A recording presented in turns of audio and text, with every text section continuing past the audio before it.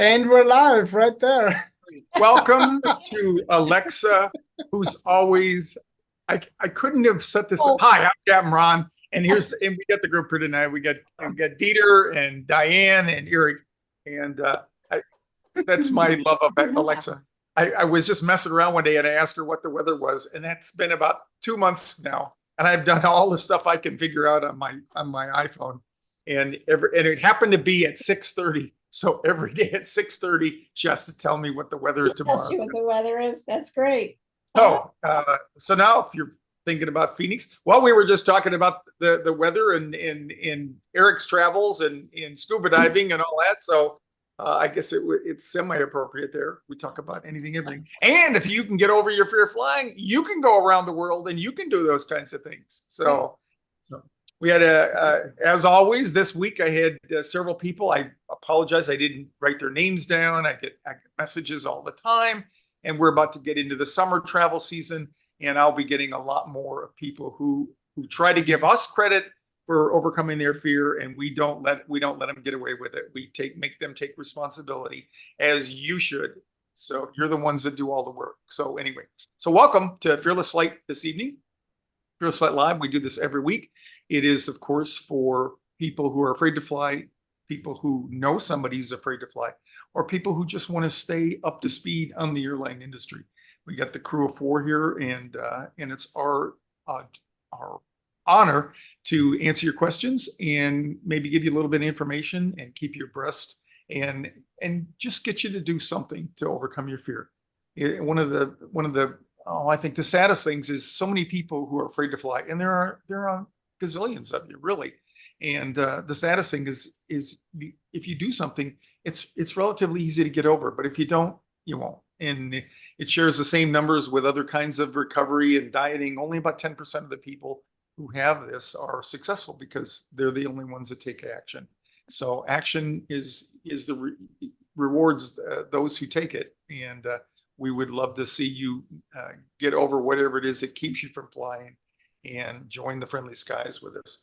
However, Ron, in your marketing spiel, of the 10% that take action, what percent do you think succeed? I think that's a very high number. Yeah, I would say 90% of the people who take action. I mean, probably close to everybody, because it's something you get to. And we often say your next flight is not gonna be anxiety free, but it's going to be a better experience. And that is what you need to get started, because most of you, if you have flown, you have a really bad experience. And that's on top of many of you who flew for years and didn't have any issues at all. And then all of a sudden you did. And we're going to touch on that just a little bit tonight as kind of a preemptive enticement to joining our coaching session this next month in May. So, hey, Ron, yeah, go ahead. Ron. So I just want to call out a new member of our Birds of a Feather Facebook group, Myra. She said she recently stumbled across Fearless Flight, and she's learning what it's all about. And for her, and she posted in the Birds of a Feather just a couple of hours ago. And it's beautiful to see people respond to her. I guess her main challenge is turbulence, terrifies her to tears, and she's asking any suggestions for a newbie joining the group. And by the way, I have a flight coming up on Thursday. So I just want to say welcome, and I also want to point out thanks, Sean. Sean posted, hey, schedule a 15-minute coaching call, which is free, Amara, with Capt Ron, and I'm gonna put in the link there. But this is really the group to come for support, and not just from your peers, but from all of us. And I promise we'll get Captain Eric back on Facebook sooner rather than later again as well. Oh, that's a big promise. Yeah. Was that Sean Silch, Eric? No. So the person that suggested the 15-minute call was Sean Jackson. Okay, well, good for you, Sean. Anyway, yeah, 15-minute coaching call. That's what I recommend. And as it turns out, if you're flying Thursday, I know I've got some openings tomorrow. So So if you haven't found it, we'll put that in the link there and help you out. So what greater than a live testimonial to the group? I have a lot of people who contact me who found us through the Birds of a Feather group or through our Facebook page and the Birds of a Feather. And similarly, a lot of people are just really appreciative of that. And not even so much us as they are talking amongst themselves. So it's a great place to meet people. It's a great way to dip your toes in the water and find out that, you're not the only one, which is one of the things that bothers a lot of people. Hey, we did a survey. We're going to send you a link, put a link up here if it's not already in the notes. And I want to highlight the live monthly group coaching session again coming up this May. I'm going to do a primer on triggers, just a little touch to kind of give you a flavor of what we're going to talk about in the live monthly coaching webinar. And we're going to a new feature. Well, we're going to feature Eric in a new way. We call it Eric's Rub, and we'll touch on that in just a minute.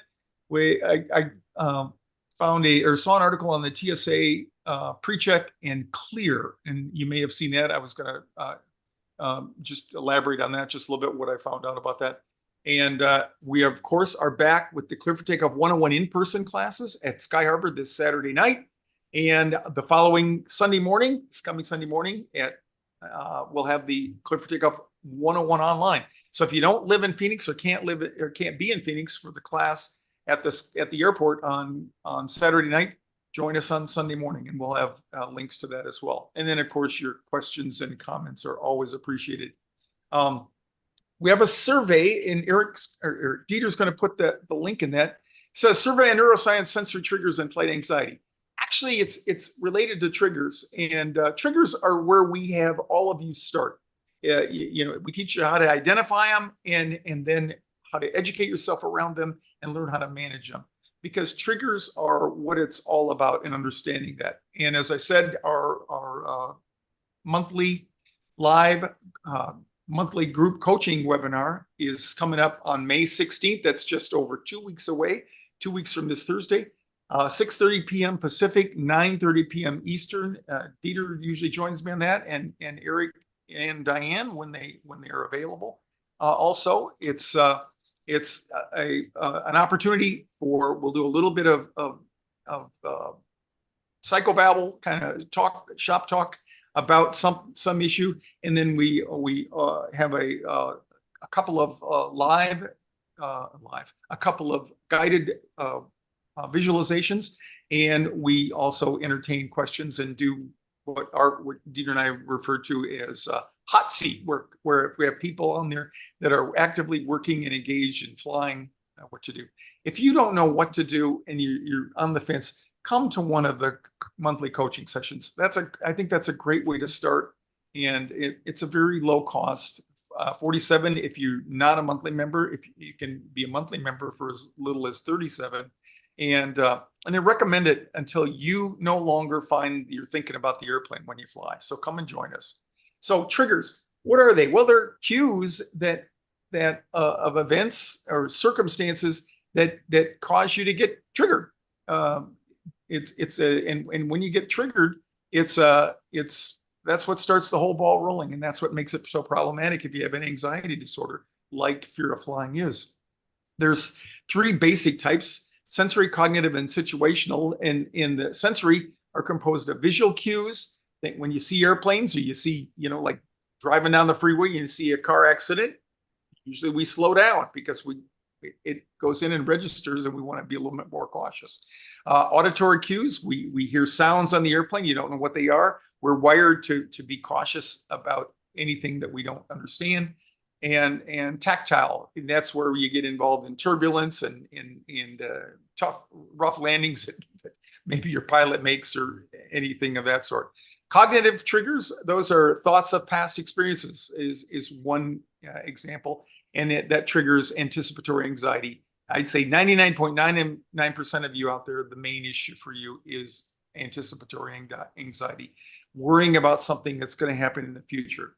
And then the last one, situational triggers, being in an airport, being queued up. And if you look down deep under all of these, most of them have their roots in some kind of traumatic behavior from the past. And we touch on that a lot in there. how they affect the brain. When if you get triggered, you encounter a trigger, it starts this cascade of neurological and biochemical reactions in the brain.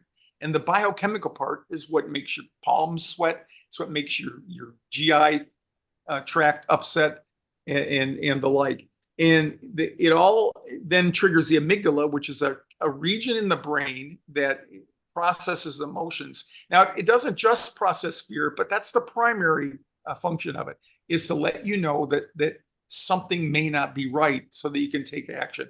And when the amygdala becomes activated, it changes your physiology to get you amped up for fight or flight.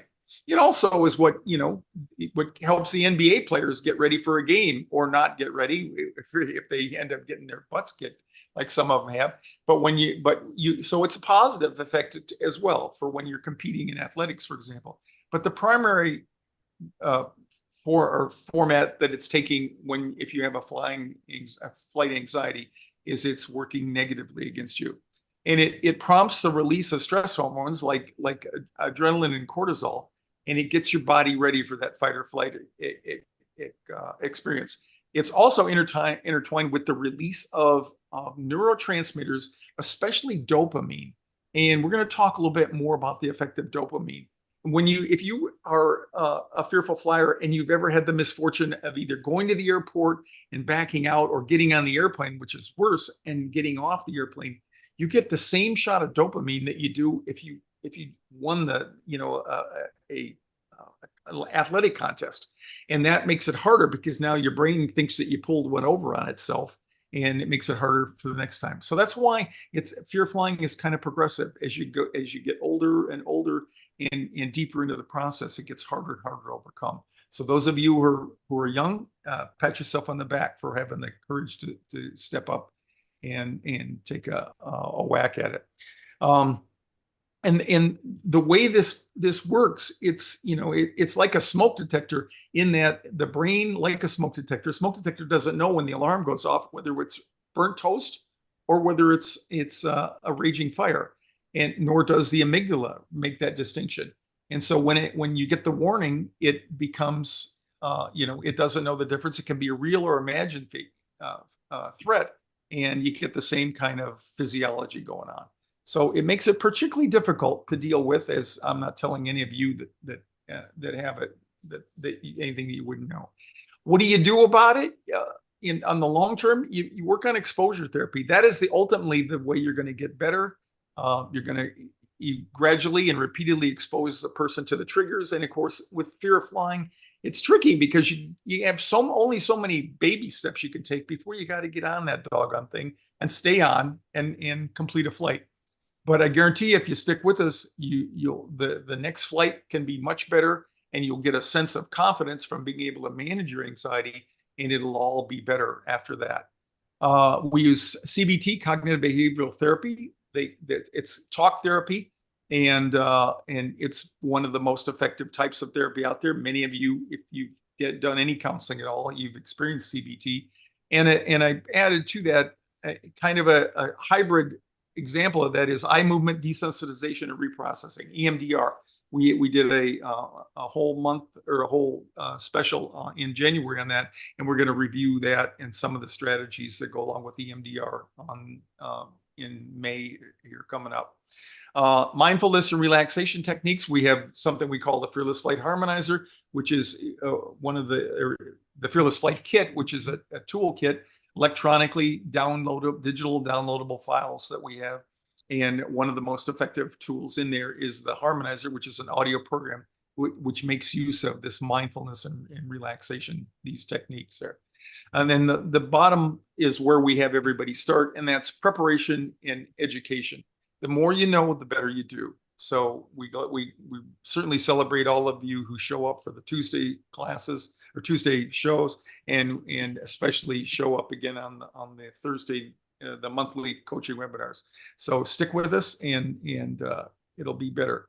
We have a little special segment. We're going to talk about. We've got a request. The voyeur in us. We can't stay away from the accident on the freeway. We can't not slow down and look at it.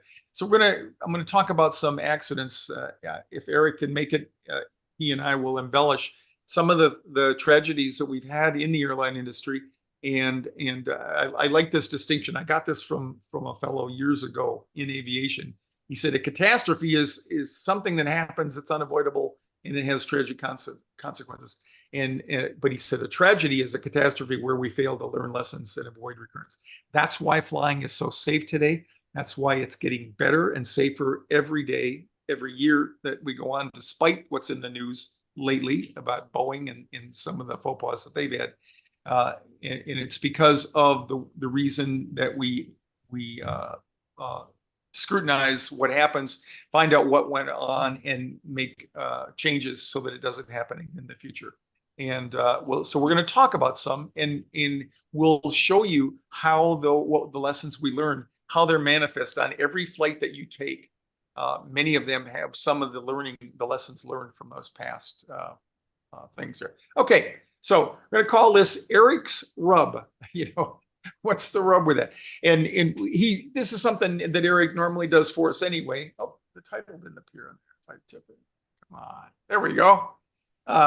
If we do this anyway, Eric is a longtime friend, and we met in the airlines way long ago, more than 40 years ago now. And one of the things that he helps me with is he looks at these things, and we're committed now. We can't avoid it. So if there's a mechanic somewhere who got indigestion somewhere working near an airplane, we're going to report it. That's our goal. So we don't care what you bring to us. We're gonna bring it in, because I realize if you can't beat them, join them. So rather than us tell you not to worry about all this stuff, we're going to bring it on, and we're going to talk about things and show you how much of that stuff happens. And we'll throw in some good ones, like, people who do stupid things in automobiles, but you don't even consider that because you think you're in control. So we're going to take a proactive approach to that. And Eric's going to come up with some rubs here. And this week, somebody lost part of their landing gear, right? Yes, they did. And I can speak about this, and we can have a message of positivity for you guys. This happened to an airline, Fly Safe Airlines.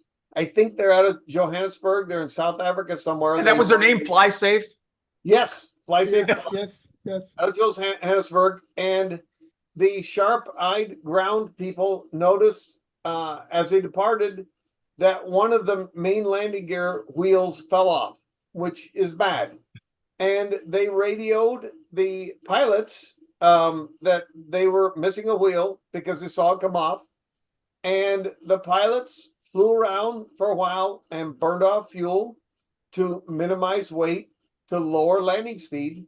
And they came back, and the positive outtake of this is they came back and landed, and I think it was the left main landing gear had the inboard tire and wheel was still there, and the outboard was gone. So it dug into the pavement and made all manner of smoke and horrible stuff. But structurally, the landing gear did not collapse. It did not cause a fire. The airplane was able to land normally with significant damage to the runway. Not their problem, but nobody's hurt, and the airplane could take it. Flight safe, was it an A320? 737? 737. Okay. So of course Boeing gets, they earned it, and if this stuff comes at them, they get it. And my message off this is, look, this terrible thing happened, and nobody's injured, and the landing gear withstood those stresses of the gear being dug into the pavement while they decelerated. I thought it was quite something. Yeah. It's evidence of the redundancy, right? I mean, because you can't buy a ticket on an airliner that doesn't have two wheels, two tires on each one of the landing gear. So that normally we don't count on one of them falling off, but we do occasionally have one go flat. And so that's why we have two. So you don't risk that kind of thing. That was very positive, as deranged as I am, and it was also true. But you kind of put out the segue there for falling off, Ron, for the second thing you wanted me to talk about. First, I like one of the words of wisdom that I got years ago. One of my instructors, he said, Ron, he said, you know what the landing gear is for? or why we don't, why we use landing gear. And he said that's so we can, don't grind down the belly and all that. And he said a good landing is one that you walk away from all the time. And he says a great landing is one that where you can reuse the airplane. So that's why we use landing gear, so we can reuse it basically. So Exactly. And they could reuse that. It was just going to take a little bit of work. Yep. That's all. So item 2, though, I know you want me to talk about item 2, right? That's the emergency slide. Yeah, I don't even know, how do they even lose an emergency slide? Because that's usually I've never heard of anything this freakish ever. So the overwing exit on a 767-300ER, the exit's big, which is a huge airplane in huge airplane. aisles and stuff. Yes, with the double aisle. The slide on that door, the slide on the cabin entry doors is attached to the door. The slide on the overwing exit is in a port under the emergency exit, not inside the airplane. And so it deploys out from outside as opposed to when you open. And there's no way the pilots could do this, no matter, even if they spent a whole week figuring out how to screw up, they couldn't possibly do this. Somehow it blew the cover off that port that contains the emergency exit slide, which then immediately deployed while the airplane was flying, and then was torn off of the airplane. And the pilots would have got a weird yaw, a movement of the nose, and an enunciation about the emergency door, but they would have seen they were pressurized with the door still shut. They just would have had a fault light there with the thing gone, which would have been very weird. At no time was the airplane at any hazard. It just shot this slide out the slide deployment port, and it was torn off. So then my Eric Larson brain took over, and I go, oh, please let this land in somebody's backyard, and a whole bunch of dads of the week make a slide for the treehouse for their kids, and all the kids are sliding down it. And when the NTSB comes over, they tell them, no, it fell out of the sky. It's ours, and you can't have it back. Well, that's not what happened. That's just what I imagined, but almost as good. Almost as good.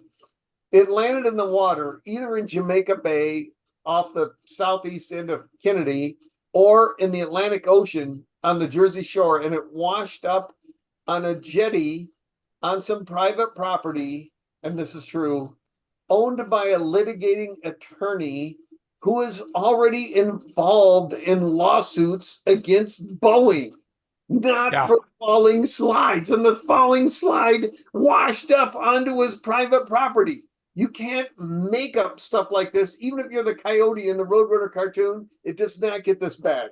But it really happened, and there were multiple reporting sources on this. And the attorney's just gone, I wonder if I should just pull it out or let the guys get this. I wonder if this helps me. It certainly doesn't hurt me. So that was almost second best. Yeah.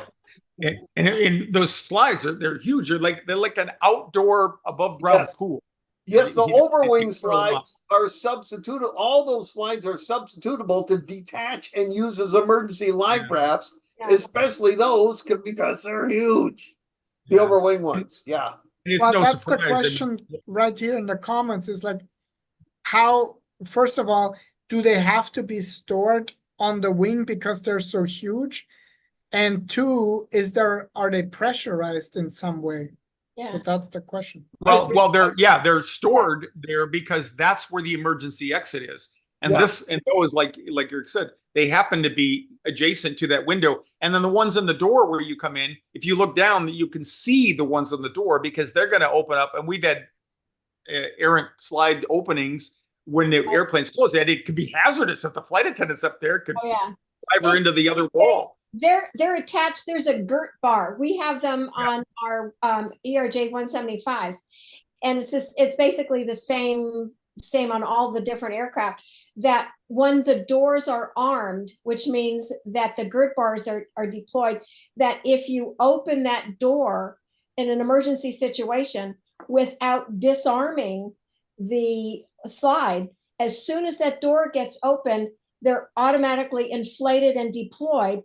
And then you can get down, and then there are other releases to release the slide from the aircraft so that, for example, if you're in the water, you release it. And if the plane goes down, the raft does not go down.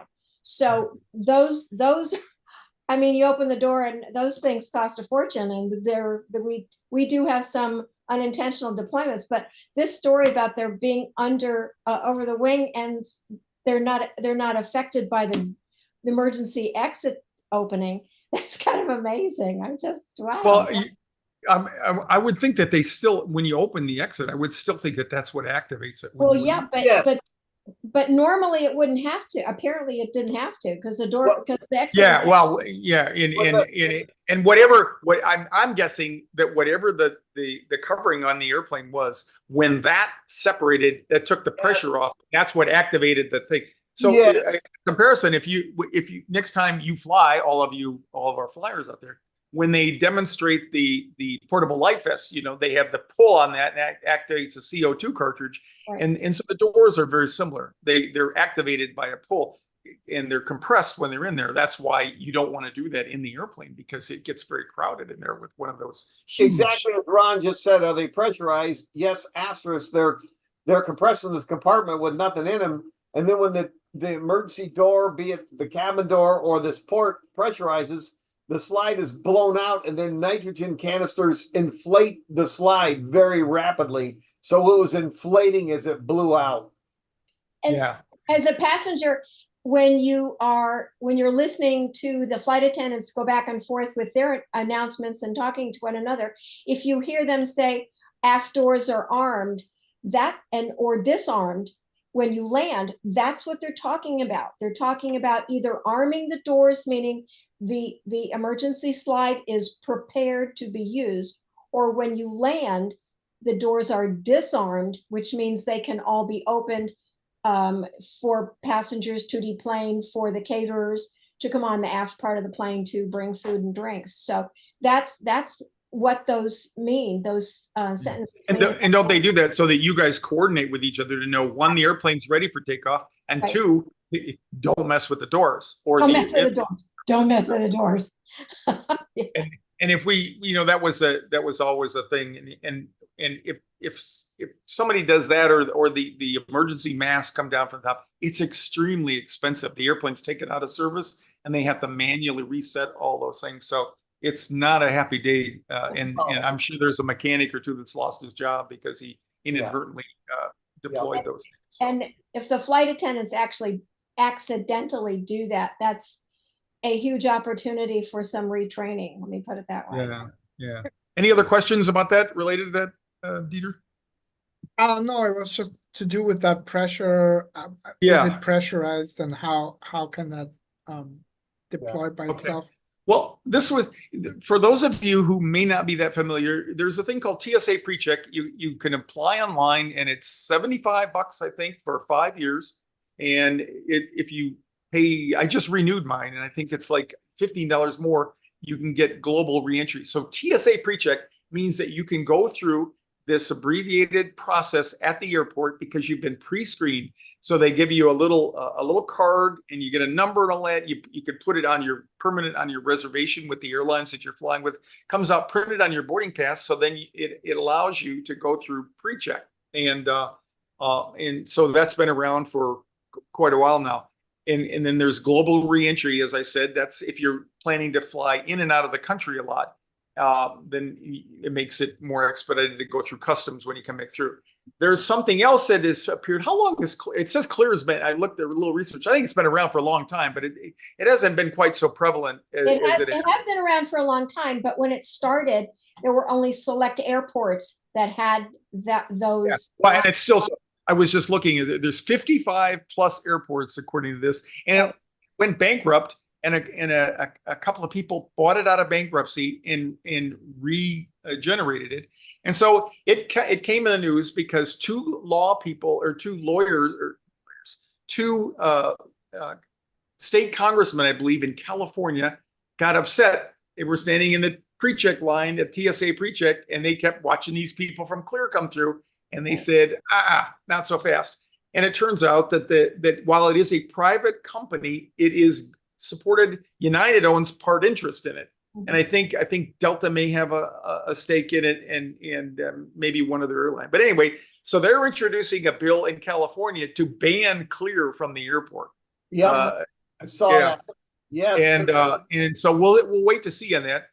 I got it one year because I had a student that I did a coaching class with at the airport, and he hadn't flown for 20 some years, and he asked me first thing. He said, "What's this Clear?" So I went up to him and asked him about it. So he bought me a membership for a year. So I get to use it. It's very convenient because they use eyeball recognition. So you go up there with the boarding pass, you put your eyes in the scanner there, and it's very quick, very proof, and they escort you from there right to the TSA checkpoint. And so you jump ahead of everybody there. And that's what these folks were upset about in California. So stay tuned. We'll see whether or not that it's $186, I think, for a family. And you get four memberships. It's a yearly fee too. It's expensive. Yeah. It is expensive because businesses will pay for it. Their companies will pay for it. Yeah. So anyway, so you take a look at it if you think it might be something that you're interested in. So okay. Again, live coaching webinar coming up on May 16th, 2 weeks from this Thursday, 6:30 p.m. Pacific, 9:30 p.m. Eastern. Our classes have been growing. We get really positive feedback from them. We'd love to have you come and join us. If it's the only thing and the first thing that you've ever done, I recommend doing that. And it's a great place to dip your toes in the water. And every session we have custom coaching between me and Dieter and Eric and whoever's there.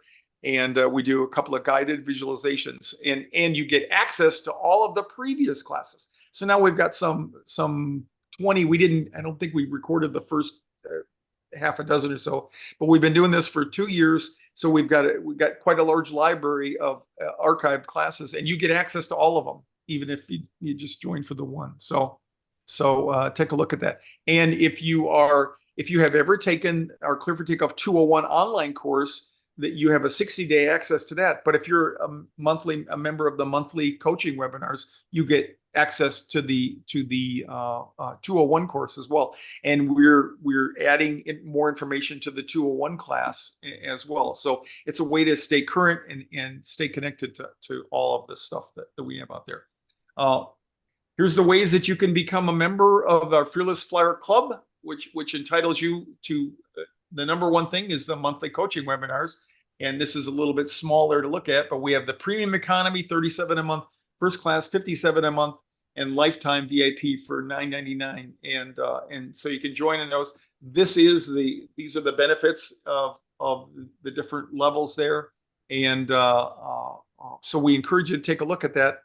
And if you want to just try one of them, it's $47, and you'll get the monthly. You'll get 1 month, and you'll get access to the replays as well. That's a link to join the club there. And want to remind everybody once again, free online class, or the in-person class and the online class. And Dieter will put a link in there. The next one is coming up the 5th of May. That's kind of dated there.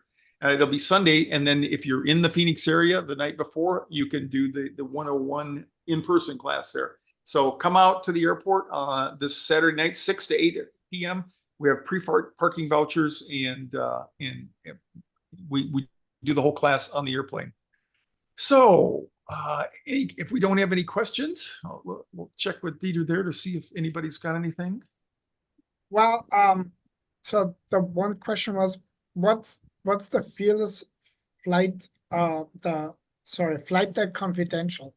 So, do you want to answer that, Ron, or do you want me to go into it? Or well, I talked Eric into coming over here, and we just did a kind of a shop talk thing, and we sat down. We did one episode where we recorded what's going on up in the cockpit. When we used to have the 201 live classes at the airport, and then we'd fly in the afternoon, we would set up and we'd do a mock flight experience, and Eric and I would play pilots up there. And Diane, when she joined us, she would play flight attendant, and we would do a mock flight, talking about what's going on when you get to the airplane, when you board, what are we doing, what have we been doing. So Cockpit Confidential is an inside, behind the scenes look at what goes on behind the door. So the first thing we did was the pre-flight getting going and all that, and then the second one, when we took the airplane into the air and we talked about what goes on and some of the things like that. So it's another way to add knowledge to your base, so that you have more things to think about that are positive and that you know what's going on, instead of your brain trying to make them up when you don't know what's going on. So it's just there are a couple of audio programs we did, and we actually are shooting for Confidential 3 and 4, but Eric and I just haven't had the opportunity to do that. We got, it's more of the audio programs that we're building. So, okay. And take a look at them. If you don't like it, we'll give you your money back. We're trying to get you things that help. You need something else to do with your brain other than sit there and worry about what's not going to happen. Okay. All right. That's all the questions I have from here. Okay. Well, thanks to everybody. Thanks, first of all, to Diane and Eric and Dieter for supporting me, and you all out there. Thanks to you for showing up every week. We do enjoy this. I hope it shows. And we'll be back again next week for another episode of Fearless Flight Live. So have a great week and buy some airline tickets and go somewhere. All right. We'll see you, everybody.